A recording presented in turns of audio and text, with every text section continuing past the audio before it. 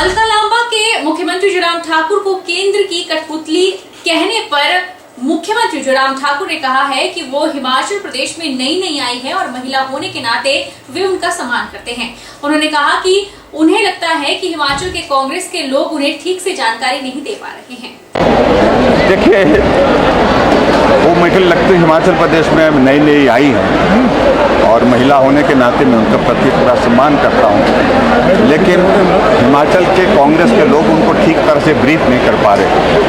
और हिमाचल प्रदेश में भारतीय जनता पार्टी की सरकार ने 5 वर्ष कार्य किया है और हमारे लिए प्रसन्नता की बात है कि नरेंद्र मोदी जी का नेतृत्व हिमाचल प्रदेश के लिए लगातार मदद करता रहा, सहयोग करता रहा। और आने वाले समय में हिमाचल वासियों को अगर उम्मीद है, वह यही उम्मीद है कि अगर मोदी जी हिमाचल प्रदेश को जिस प्रकार से जिस तरह से मदद करते रहे हैं, उसी मदद में ही हिमाचल प्रदेश का भला है, विकास है। कांग्रेस की राष्ट्रीय प्रवक्ता अलकालांबा के निशाने पर केंद्रीय मंत्री स्मृति ईरानी रही। मंडी में पत्रकार वार्ता के दौरान अलका ने कहा कि एक समय में महंगाई भाजपा के लिए डायन थी, लेकिन अब डार्लिंग हो गई है। कांग्रेस की राष्ट्रीय प्रवक्ता अलकालांबा के निशाने पर केंद्रीय मंत्री स्मृति ईरानी रही।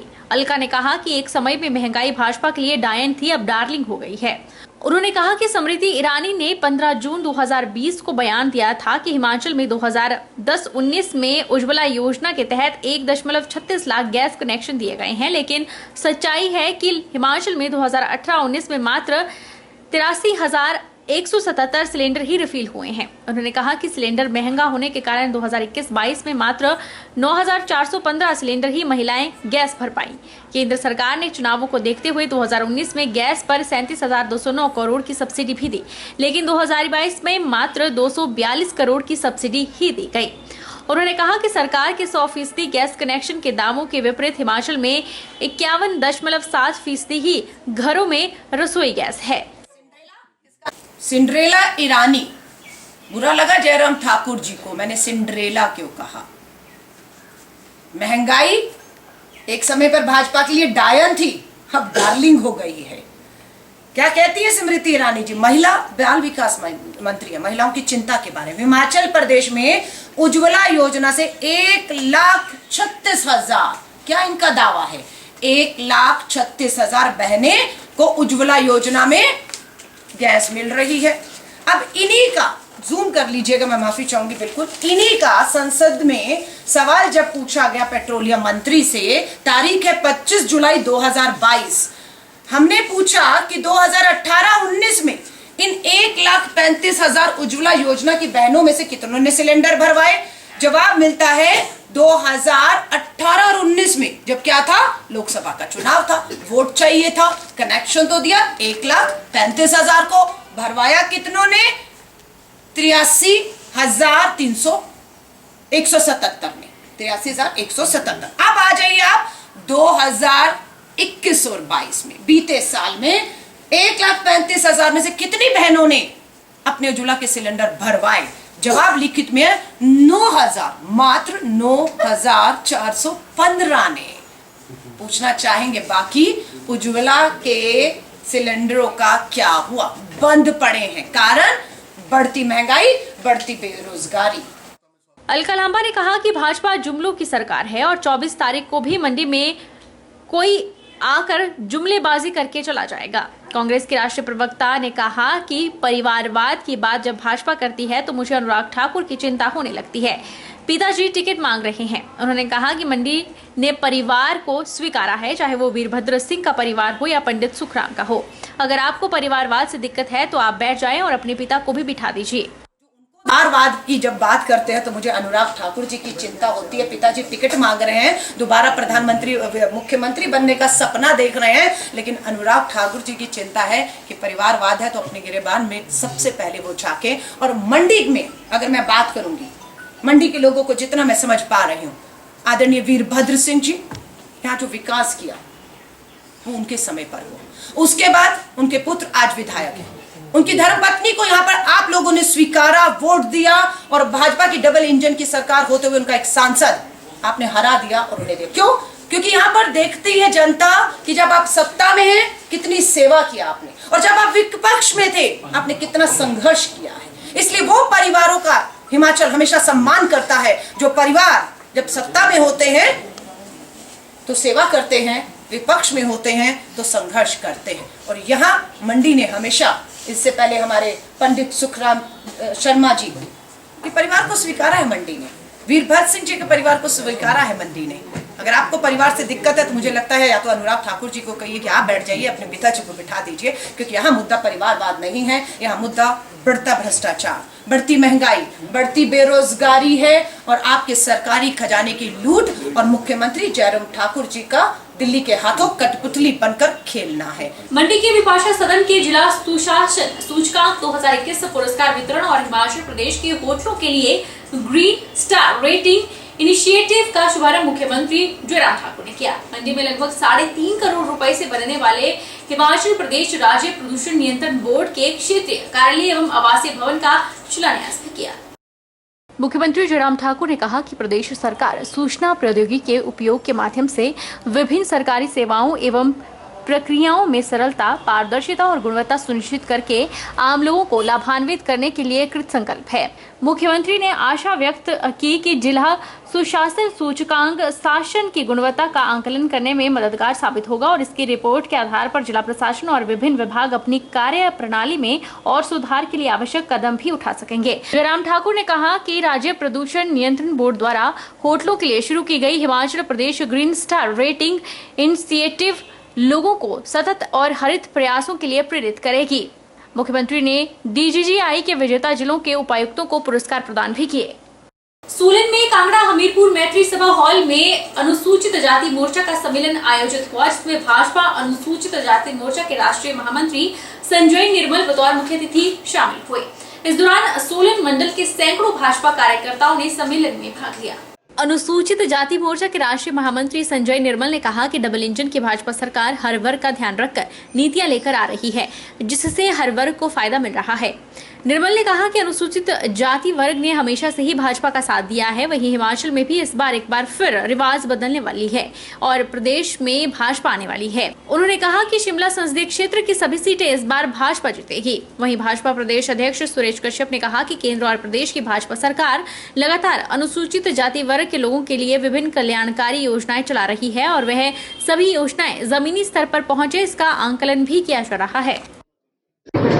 मैं यहाँ पर सम्मेलन में आया हूँ। मुझे जो जनता में, माताओं बहनों में जो जोश दिखाई दिया है भारतीय जनता पार्टी की पुनः सरकार लाने के लिए, वो मुझे दिखाई दिया और मुझे लगता है कि पिछली बार से ज़्यादा सीटें भारतीय जनता पार्टी यहाँ पर लेकर फिर से जो सरकार बनाएगी जयराम ठाकुर जी के नेतृत्व में, अनुसूचित जाति वर्ग का उसमें योगदान रहेगा। भारतीय जनता पार्टी ने निर्णय लिया है कि पूरे प्रदेश भर में अनुसूचित जाति वर्ग, जो कि हमारे प्रदेश में इस समय जनसंख्या का लगभग 26% है, और मैं समझता हूँ एक बहुत अहम रोल उनका जो है पिछले विधानसभा क्षेत्र चुनाव में भी रहा, जब 17 में से 13 सीटें भारतीय जनता पार्टी ने जीती थी। इस बार भी अनुसूचित जाति वर्ग जिस प्रकार से जो कार्य इस वर्ग के लिए हमारे केंद्र और प्रदेश सरकार ने किए हैं, भारतीय जनता पार्टी के साथ कंधे से कंधा मिलाकर चल रहा है और मैं समझता हूं कि इस बार हमारा जो लक्ष्य है वो 17 में से 17 सीटें जीत कर जो है भारतीय जनता पार्टी की सरकार को हिमाचल प्रदेश में विराजमान करना है। परिवहन उद्योग, श्रम एवं रोजगार मंत्री बिक्रम सिंह ठाकुर ने मंडी में परिवहन विभाग की समीक्षा बैठक की। बैठक में उन्होंने प्रदेश सरकार द्वारा परिवहन विभाग को लेकर समय समय पर लिए गए विभिन्न निर्णयों की समीक्षा की और इनके धरातल में क्रियान्वयन के लिए उठाए गए विभिन्न कदमों की प्रगति की जानकारी भी ली। आज का हमारा यहाँ पे ट्रांसपोर्ट डिपार्टमेंट का रिव्यू था, जिसमें director transport, joint director transport और सभी आरटीओज यहाँ आए थे। पिछले लंबे समय से क्या क्या काम ट्रांसपोर्ट डिपार्टमेंट में हो रहे हैं, जो पॉलिसी और प्रोग्राम हमने अपने विभाग में दिए हैं, उनकी इम्प्लीमेंटेशन कितनी हुई है, इन सारी बातों के ऊपर आज हमारी चर्चा हुई है।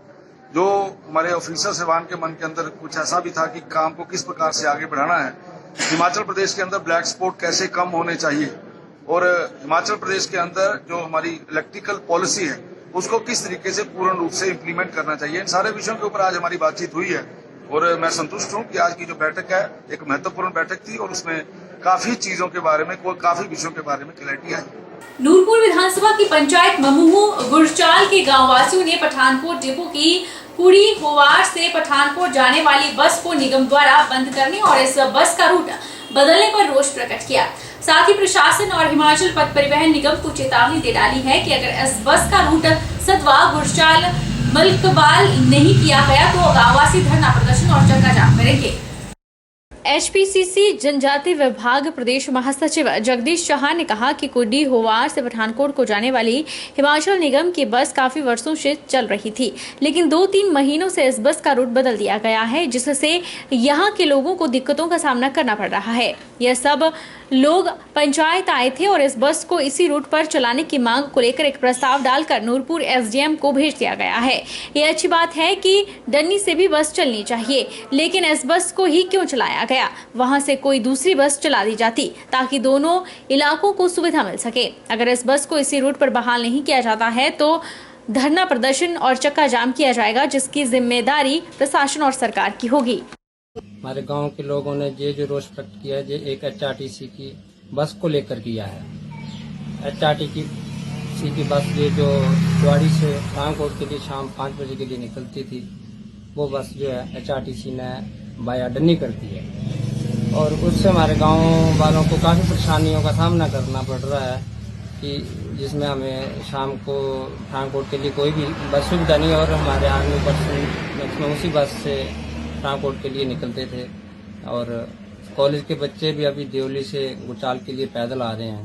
कि आज से लगभग 35-40 साल से भी ज़्यादा समय के अरसा ज़्यादा के बाद जो है हिमाचल पथ परिवहन निगम डिपो पठानकोट की एक बस जो कुड्डी हवार से पठानकोट जाती थी और 4:30 बजे चुवाड़ी से चलकर गुरचाल सदवा न्याड़ होकर जो है वो यहाँ से गुजरती थी और 5:15 बजे यहाँ गुरचाल से क्रॉस होती थी। खेत का विषय है कि उस बस को पिछले लगभग 1 महीना से ज्यादा 1.5 महीना ज्यादा से समय में उसको वहाँ से देवली मुलकवाल के उनको बाया डन्नी और बाया दर का कर दिया गया है, जिससे देवली के नीचे जो लोग हैं, न्याड़ है, गुरचाल है, सदवा है, काली माता का मंदिर, 2 पंचायतों के लोग जो है काफी लोग जो से प्रभावित हो रहे हैं और काफी लोगों को परेशानी का सामना जो वो करना पड़ रहा है। युवा शक्ति पराक्रम संस्था ने शिक्षा में शक्ति अभियान के तहत वार्ड 17 के 2500 छात्रों को छात्रवृत्ति प्रदान की। ये कार्यक्रम अमर पैलेस ब्रह्मपुर में आयोजित किया गया, जहां छात्रों को छात्रवृत्ति देकर उनका हौसला बढ़ाया गया और 20 मेधावी छात्रों को टैबलेट भी दिए गए। भी बोल गया, मैं जानता हूँ आप सभी लोग बहुत पेशेंटली वेट कर रहे हैं। संडे का दिन है, 2:30 हो चुका है, आप लोगों ने अभी लंच भी नहीं खाया है। तो मैं फिर से एक बारी यहाँ पर इस हॉल के प्रांगण में आए हुए सारे के सारे पेरेंट्स को और जितने भी हमारे छात्र हैं उनको आभार प्रकट करता हूँ, उनका अभिनंदन करता हूँ कि आप इस कार्यक्रम में। आम आदमी पार्टी जिला इकाई ने पुरानी पेंशन बहाली को लेकर बिलासपुर में रैली निकाली, जिसकी अध्यक्षता जिलाध्यक्ष सुरेश शर्मा ने की। आज हमारी जो ये प्रोटेस्ट है ये OPS के ऊपर है। तो हमने देखा कि सरकारी कर्मचारी कई दिनों से लगातार जो है वो प्रोटेस्ट कर रहे हैं, लगातार धरना प्रदर्शन कर रहे हैं, लेकिन एक गूंगी बहरी सरकार है जो कर्मचारियों की बिल्कुल भी नहीं सुन रही है। तो आम आदमी पार्टी ने ये निर्णय लिया है, उनको 7 दिन का समय दिया है कि 7 दिन के अंदर जो है ये जो है NPS को योजना को बंद करके OPS योजना को लागू करे और साथ में अगर ये सरकार ऐसा नहीं करती है तो आने वाले 3 महीनों में जब आम आदमी पार्टी की सरकार बनते ही जो है वो OPS जो है लागू की जाएगी। उधर ऊना में भी आम आदमी पार्टी ने पुरानी पेंशन बहाली को लेकर रैली निकाली, जिसकी अध्यक्षता जिलाध्यक्ष यशपाल ने की। यह रैली बस स्टैंड ऊना से लेकर DC ऑफिस तक निकाली गई, जिसमें भारी संख्या में लोगों ने भाग लिया। यशपाल ने हिमाचल में आपकी सरकार बनने के बाद जल्द OPC बहाल करने का दावा किया। हिमाचल के कर्मचारी आए दिन प्रोटेस्ट करते हैं ओल्ड पेंशन स्कीम को लागू करने के लिए, सोशल मीडिया के माध्यम से, मीडिया के माध्यम से और जगह जगह प्रोटेस्ट करके। आज हम उन्हीं के फेवर में प्रोटेस्ट कर रहे थे कि सोई हुई सरकार जाग जाए, जो कर्मचारियों को बांटने की राजनीति करती है और दमनकारी नीति जो अपनाती है। हम कर्मचारियों के फेवर में आज प्रोटेस्ट किया। अगर 7 दिन के अंदर अंदर हिमाचल सरकार ओपीएस लागू नहीं करती है तो आने वाले 3 महीनों के बाद आम आदमी पार्टी की पूर्ण बहुमत के साथ कर्मचारी आम आदमी पार्टी की सरकार बना रहे हैं और आम आदमी पार्टी गारंटी देती है कि OPS old pension scheme Himachal में लागू की जाएगी। 24 सितंबर को मंडी के ऐतिहासिक पटेल मैदान में होने जा रही प्रधानमंत्री की युवा विजय संकल्प रैली में प्रदेश भर से 1 लाख युवाओं के आने का लक्ष्य निर्धारित किया गया है। इस रैली में मंडी जिला के धर्मपुर विधानसभा क्षेत्र से 3000 युवा शिरकत करने मंडी आएंगे। यह जानकारी हिमाचल प्रदेश भाजपा के सह मीडिया प्रभारी रजत ठाकुर ने दी। हिमाचल प्रदेश भाजपा के सह मीडिया प्रभारी और धर्मपुर के युवा नेता रजत ठाकुर ने कहा कि प्रधानमंत्री के मार्गदर्शन में होने जा रही युवा संकल्प रैली को लेकर युवाओं में भारी उत्साह है। प्रदेश भाजपा और युवा मोर्चा रैली की तैयारियों को लेकर पूरी सक्रियता के साथ काम कर रहा है। धर्मपुर विधानसभा क्षेत्र के युवाओं में इस रैली को लेकर भारी उत्साह है और युवा प्रधानमंत्री के संबोधन को सुनने के लिए उत्सुक है। धर्मपुर से इस रैली में 3000 युवाओं के जाने का लक्ष्य निर्धारित किया हुआ है। जहां तक नरेंद्र मोदी जी की युवा विजय संकल्प रैली की बात है, वो बहुत एक बड़ी मेगा शो जो है युवा मोर्चा जो है वो प्रदेश का करने जा रहा है। भाई अमित ठाकुर जी के नेतृत्व में और हम सब लोग इकट्ठे होकर के मिलकर जो है उस रैली को कामयाब बनाने के लिए हमने सबने बीड़ा उठाया है। जहां तक धर्मपुर विधानसभा क्षेत्र की बात है, धर्मपुर विधानसभा क्षेत्र के लगभग 3000 युवा और प्लस 2000 और 5000 लोगों का टारगेट हमें दिया गया है और निश्चित तौर पे सारा के सारा युवा वर्ग जो है वो उत्साहित है, क्योंकि देश में ये पहली बार हो रहा है कि देश के प्रधानमंत्री किसी मोर्चे की रैली में आ रहे हैं, वो भी एक छोटे से प्रदेश के हमारे मोर्चे के इन्विटेशन पे जो है उन्होंने उसको स्वीकार किया है। इसलिए हम सब का ये दायित्व बनता है सभी युवाओं का, प्रदेश के सभी युवाओं का, कि उस रैली में भाग लेकर के जो है उस रैली को सफल बनाएं और उसके लिए भाजपा का हर कार्यकर्ता, युवा मोर्चा का हर कार्यकर्ता जो है उस पर दिन रात जो काम कर रहा है। रुकेंगे एक छोटे से ब्रेक के लिए। ब्रेक के उस पार फौरन लौटेंगे, आप बने रहिए हमारे साथ।